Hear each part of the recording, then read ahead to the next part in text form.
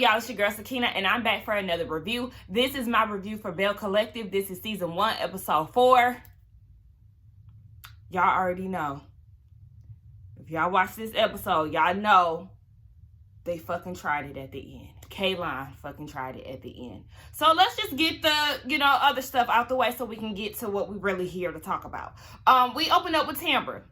Tamaras is meeting up with Ramona, and she's the GM for Fox. So, she's trying to seek advice because she wants to take her career to the next level, and she's trying to figure out how she could do that and have a family.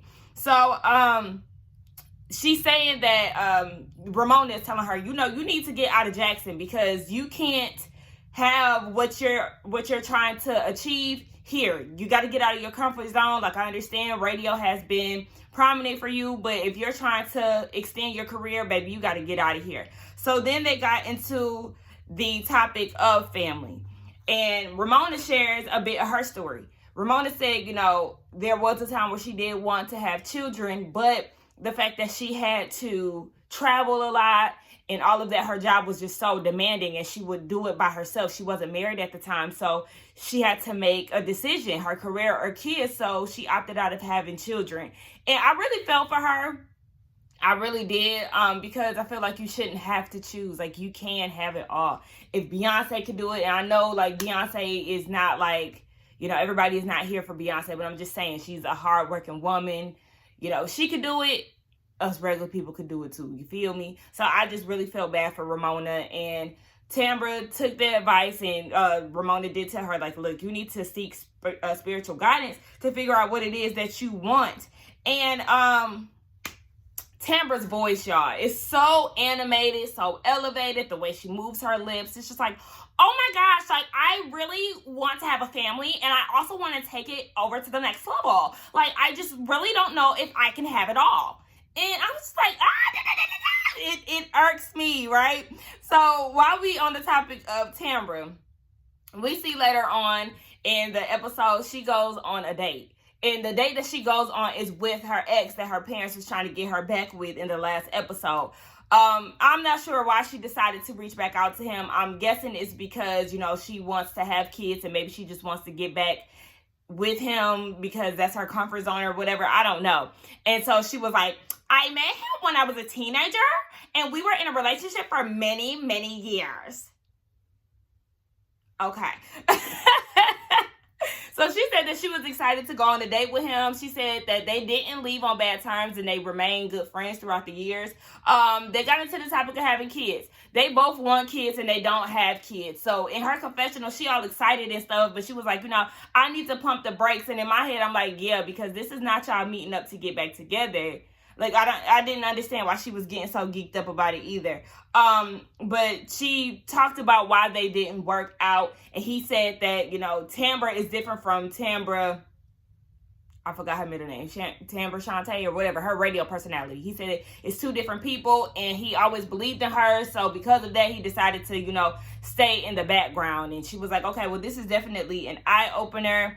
And she said, like, the romanticness had got a little lost in it. They became a little too comfortable. But whatever, she said she is open for them to get back together. So it is what it is. Now we're going to fly over to Latrice, actually, because we didn't really get much of her. She's focused on her business right now. I know she mentioned something about closures not being in stock because of C-19 and all of that. So she's really focusing on her brand and not really on the other girl. So she won't be able to make it to Tisha's brunch. Now we see, speaking of Tisha, we see her down on Ferris Street. And she met up with the councilman, an appraiser, and the city of Jackson contractor. And she's trying to buy that ballroom building.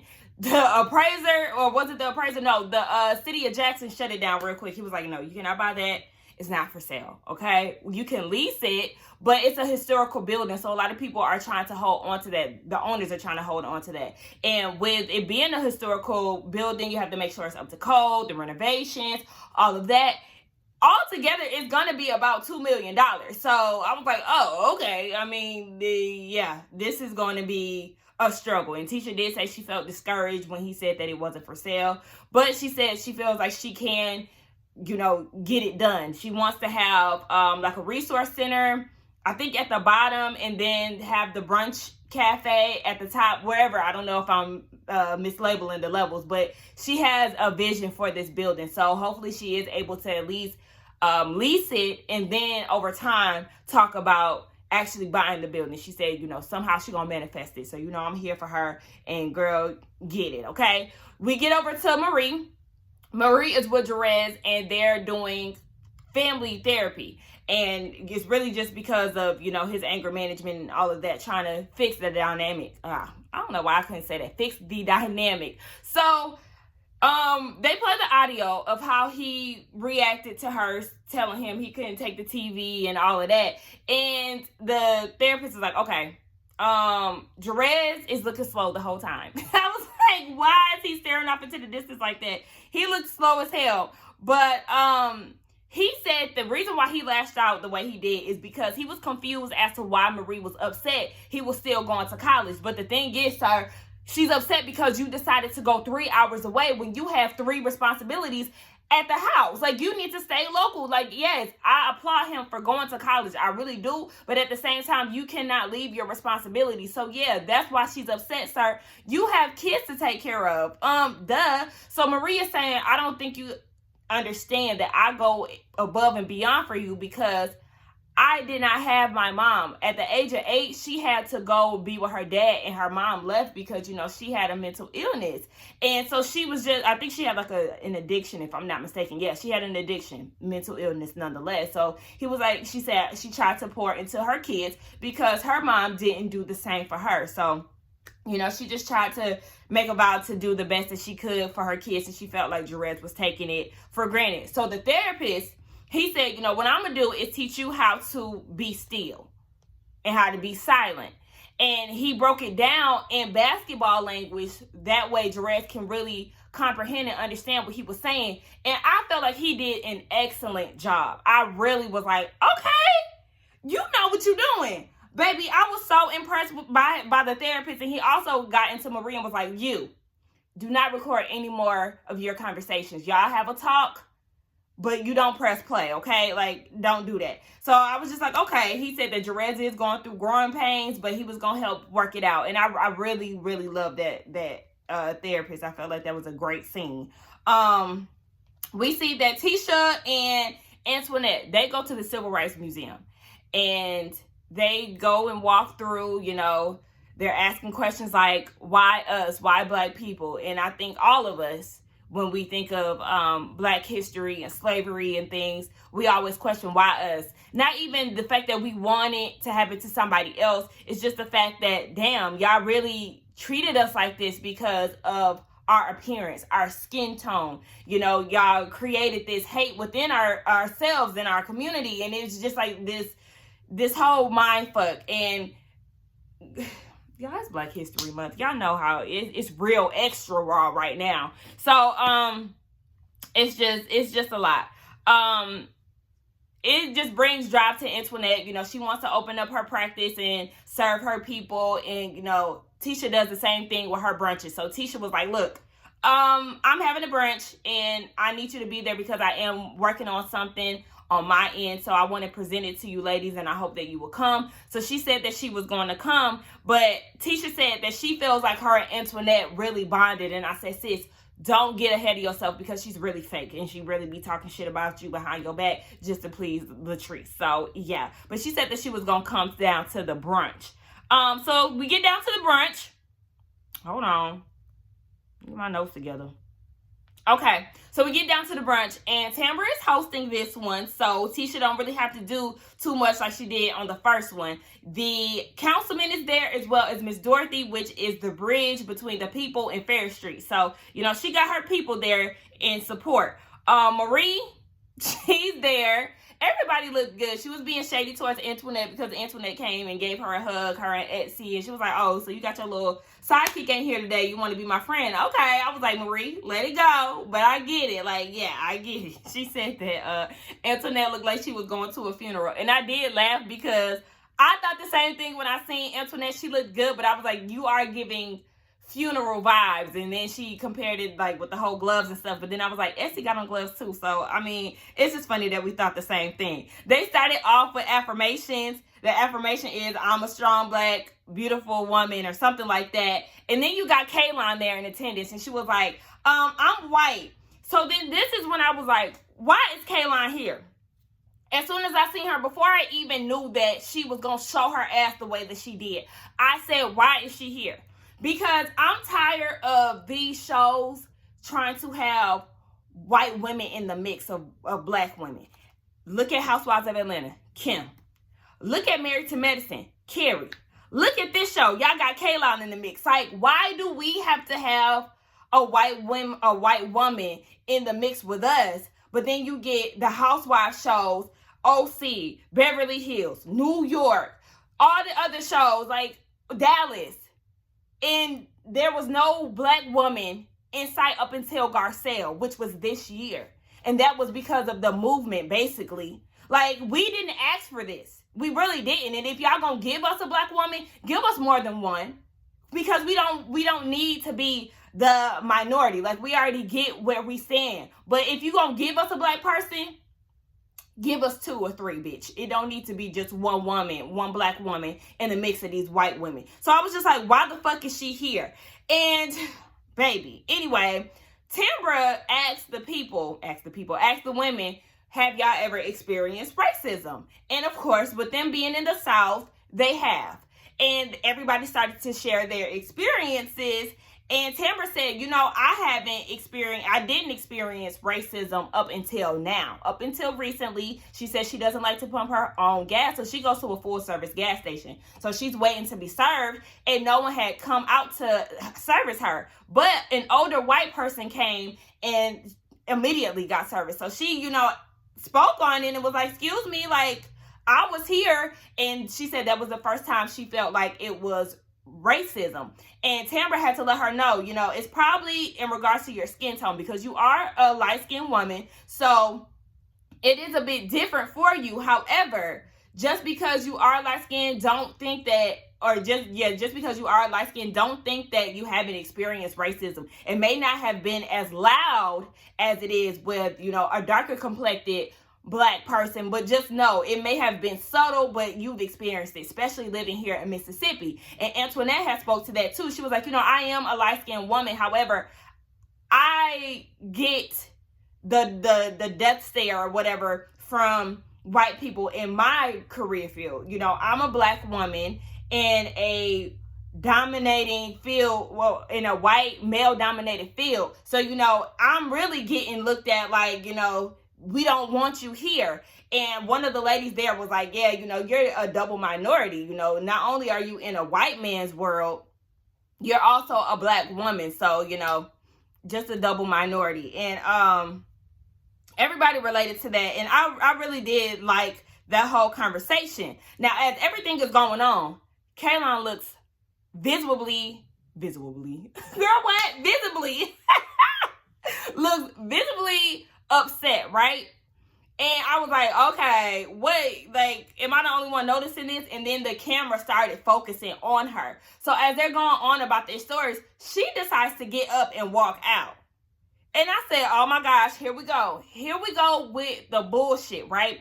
Antoinette goes after her. And not only Antoinette, but Tambra and Tisha and some other women. And they're like babying her. She's crying, these white woman tears, talking about white people don't treat black people like this. Like, we really don't. Bitch, excuse me? Are you serious right now? Like, I literally was like, are you serious? And then I even had to tweet about this shit, because I'm like, here you are, this white woman with your white woman antics and your white woman tears, making this whole situation about you. I was so confused as to why we were even doing this. The brunch should have kept going, if you ask me. I would not have. She would have just stepped out, gather yourself, and when you feel like you're ready, then you can come back. But you're interrupting the whole fucking reason why we're here with you walking out crying over some shit that, like, oh, this shit just really pissed me off. And it was just like, you're so out of touch. It's not even fucking funny. And she was just like, Antoinette had to break it down to her. Like, everybody is sharing their experience. Every white person is not the same, but just know that we don't have the same experience as you. Black people, everything ain't all peachy. It's not roses and sunshine. And then she had the nerve to say, well, it wasn't for me either. Ma'am, do you realize that we live in two different Americas? You as a fucking white woman, even if you did not have the best upbringing, it's still two different places, bitch. You don't experience the type of racism, separation. You don't understand that, bitch, because you're not black. You're not the minority in this fucking place. Like, what are you talking about? And I just felt like y'all should not have been coddling her, because then Mel, with her cute self, I love Mel. Hey, Mel. But she came out and she explained it to her, too. And I'm just like, why are y'all trying to save her?